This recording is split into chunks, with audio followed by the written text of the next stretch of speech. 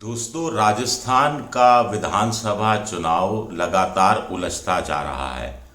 चुनाव आयोग के जैसे नए नए आंकड़े सामने आते जा रहे हैं, उससे मामला और कंफ्यूज होता जा रहा है। अब एक ताजा आंकड़ा जो चुनाव आयोग का आया है, उससे तो लगता है कि पूरा चुनाव ही पलट सकता है। जितने प्री पोल सर्वे आए हैं, सबके सब गलत साबित हो सकते हैं। आखिर क्या है चुनाव आयोग का नया आंकड़ा, जिसके आधार पर कुछ विशेषज्ञ इस तरह की राय जाहिर कर रहे हैं? इसकी विवेचना करेंगे। नमस्कार, मैं हूं आपका दोस्त विजय विद्रोही। आप उससे जुड़ चुके हैं, इसके लिए आप सबका तहे दिल से शुक्रिया। और अगले 8-10 मिनट में आपसे जुड़े रहने की कोशिश करूंगा।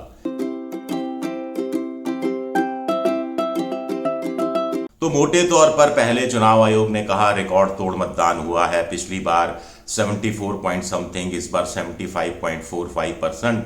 तो स्वाभाविक तौर पर लोगों ने अंदाजा लगाना शुरू किया पिछले 4 बार के विधानसभा चुनाव के नतीजों को देखकर कि जब जब वोट परसेंटेज बढ़ता है तो बीजेपी के पक्ष में जाता है, घटता है तो कांग्रेस के पक्ष में जाता है। लेकिन क्या कहानी ऐसी ही है? अब नया आंकड़ा सामने आया है चुनाव आयोग का, जिसको लोकनीति के CSDS लोकनीति के प्रोफेसर जयपुर के कोऑर्डिनेटर हैं संजय लोढ़ा प्रोफेसर साहब हैं, इन्होंने अध्ययन किया है और इनका अध्ययन बड़ा दिलचस्प है। देखिए, ये बताता है कि SC ST यानी दलित, आदिवासी और मुस्लिम इलाकों में मतदान प्रतिशत बढ़ा है। और यह मतदान प्रतिशत क्यों बढ़ा है, इसकी उन्होंने अपनी तरफ से व्याख्या की है। देखिए, कुल मिलाकर 34 SC सीट है दलितों की, 25 ST सीट है। हालांकि 32-33 पर दोनों ही पार्टियों की तरफ से अपने उम्मीदवार शेड्यूल्ड ट्राइब सीटों, जो जनरल सीट पर भी कुछ ज्यादा सीटों पर शेड्यूल्ड ट्राइब के उम्मीदवार दोनों ने उतारे। इसके अलावा 9% मुसलमान है, लेकिन माना जाता है 40 सीटों पर असर करता है। तो ये मोटे तौर पर 100 सीटें हो गई। कुछ लोग कहते हैं कि कुछ और दलित और आदिवासी बहुल सीटें हैं जिनको सुरक्षित सीट के अंदर नहीं माना गया है, तो ऐसी सीटें 15-20 हैं। तो कुल मिलाकर 110-115 सीटें ऐसी हो जाती हैं। अब यहां क्या हुआ है कि यहां पर पोलिंग परसेंटेज सामान्य से 5 पिछली बार से 5% ज्यादा रहा है, और एवरेज इस बार जो 75.45 है उससे भी ज्यादा रहा है। 75 से 80% के बीच में 110 सीटों में मतदान हुआ है। तो इसका क्या मतलब निकाला जाए? आखिर SC ST और मुसलमान ये क्या बीजेपी के पक्ष में वोट देने सामने आया है, या ये बढ़ा हुआ मतदान SC ST और मुसलमान बहुल सीटों में या प्रभावित वाली सीटों का ये इशारा कर रहा है कि ये जो बेनिफिशरीज हैं, जो बेनिफिट मिल रहा था अशोक गहलोत सरकार के समय में, और जो 7 गारंटी है, उस पर भरोसा करके वोट देने कांग्रेस के पक्ष में सामने आया है। यह आंकलन प्रोफेसर संजय लोढ़ा का है। देखिए, कुल मिलाकर जो SC ST हैं खासतौर से, और मुसलमानों में भी पसमानदा वर्ग है, वो ज्यादा गरीब है। तो सोशल सिक्योरिटी नेटवर्क में अगर वो आते हैं तो उनको ज्यादा मुनाफा होता है, ज्यादा उनको सहूलियत होती है। जैसे मान लीजिए SC ST में 2,000-4,000 रुपए का आपको हर साल सारी योजनाओं का मिलाकर फायदा हो रहा है, हर महीने 4-5 हजार रुपए का फायदा हो रहा है।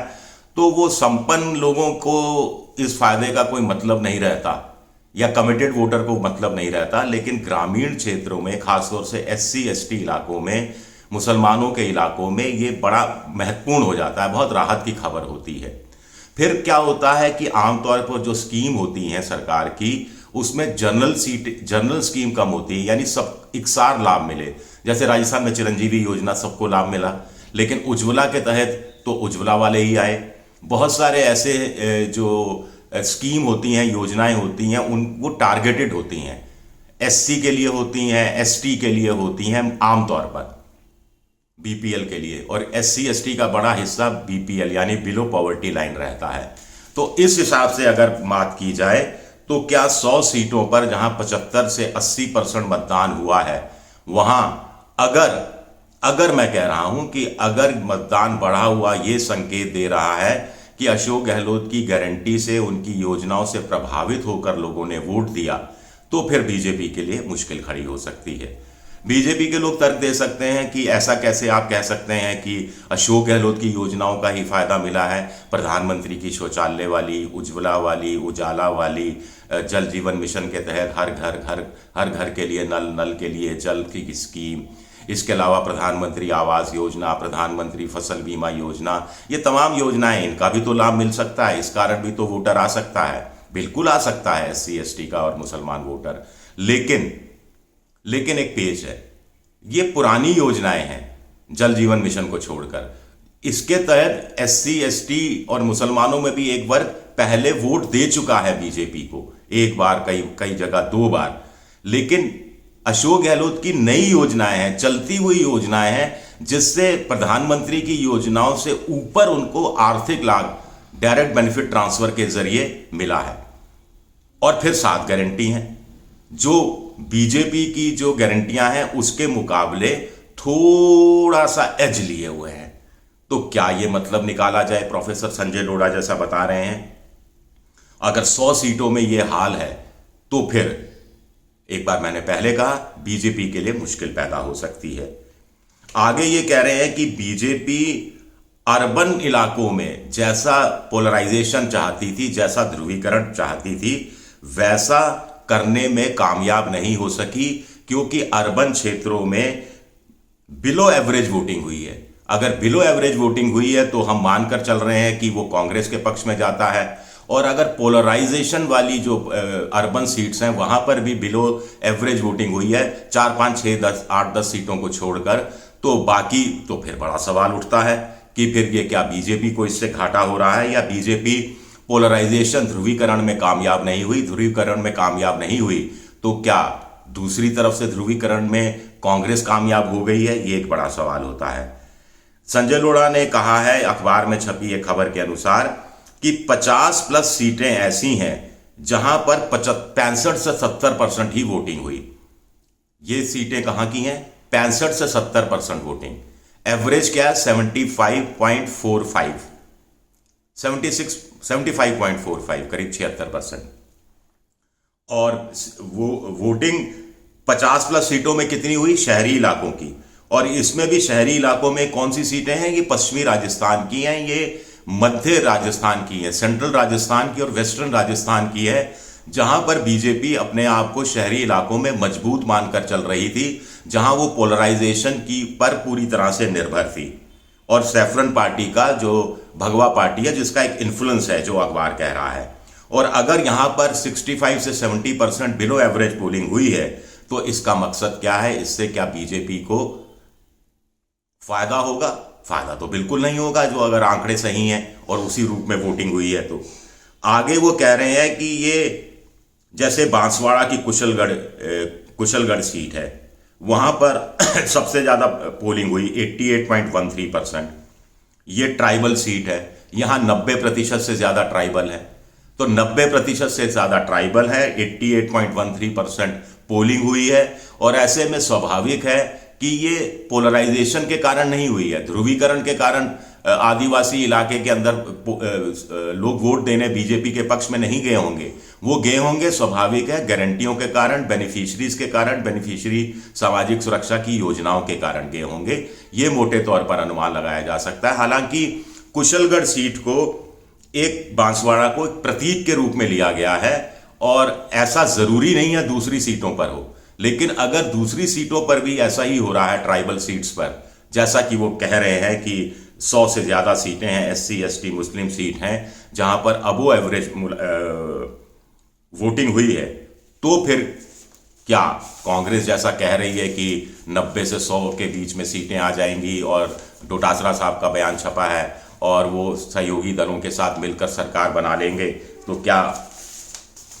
इस तरफ कहानी जाती हुई दिख रही है? ये एक अपने आप में दिलचस्प सवाल है। इसके साथ साथ देखिए, शहरी इलाकों में बीजेपी को मजबूत माना जाता है, ग्रामीण इलाकों में कांग्रेस को मजबूत माना जाता रहा है, लेकिन कुछ कुछ जगह ये चीजें टूटी भी हैं, लेकिन मोटे तौर पर यह कहा जाता है। अब एक नया आंकड़ा देखिए चुनाव आयोग का, जो भी टिल्ट करता है चुनाव, हो सकता है त्रिशंकु की तरफ चला जाए। कैसे? कुल मिलाकर 3,92,11,399 वोट डाले गए, जो पिछली बार से 30,26,000 वोट ज्यादा हैं। इस बार 3,02,00,000 से ज्यादा ग्रामीणों ने अपने मताधिकार का इस्तेमाल किया और 89.37 लाख से अधिक शहरी मतदाताओं ने इस्तेमाल किया। ग्रामीण क्षेत्रों में 75.78% वोटिंग हुई और शहरी क्षेत्रों में 71.23%, ग्रामीण इलाकों में 75.78%, शहरी इलाकों में 71.23%, यानी गांव में शहरों के मुकाबले 4.43% ज्यादा मतदान हुआ। और गांव में ज्यादा लोग कौन रहते हैं? एससी के, एसटी के, पसमंदा मुसलमान। तो फिर वही प्रोफेसर संजय लोढ़ा का जो तर्क है, उस तर्क से ये तर्क थोड़ा थोड़ा अगर मिलान कर दिया जाए तो फिर वही सवाल उठता है कि क्या बेनिफिट सामाजिक सुरक्षा की योजनाओं के चलते इस बड़े वर्ग ने 100 से ज्यादा सीटों में बीजेपी के मुकाबले कांग्रेस को प्रेफरेंस दी है। अब आप कहेंगे इस हिसाब से तो कांग्रेस को जीत जाना चाहिए, लेकिन 80 से ज्यादा सीटें ऐसी रही जहां त्रिकोणात्मक मुकाबला रहा। 108 सीटों पर ही आमने सामने का मुकाबला हुआ है। तो ये बढ़ा हुआ मतदान जरूरी नहीं है कि कांग्रेस के हिस्से में गए। जाति के समीकरण चले होंगे कहीं ना कहीं, तो वो अपनी जाति के लोगों को भी ये इस वर्ग ने वोट दिया होगा। जहां चतुर्श्रेणीय का मुकाबला है वहां पर तो और ज्यादा मामला फिर उलझ सकता है। हालांकि वो सीटें कम हैं। तो ये राजस्थान का चुनाव क्या फिर पलटता हुआ नजर आ रहा है? अपने आप में बड़ा दिलचस्प सवाल है। शुक्रिया, आप सबका बहुत बहुत शुक्रिया मेरा ये वीडियो देखने के लिए। पसंद आए तो लाइक कीजिए, सब्सक्राइब कीजिए, शेयर कीजिए, घंटी जैसी आकृति बेल आइकन दबा दीजिए ताकि नया वीडियो आए तो आपको तत्काल इसकी जानकारी मिल जाए।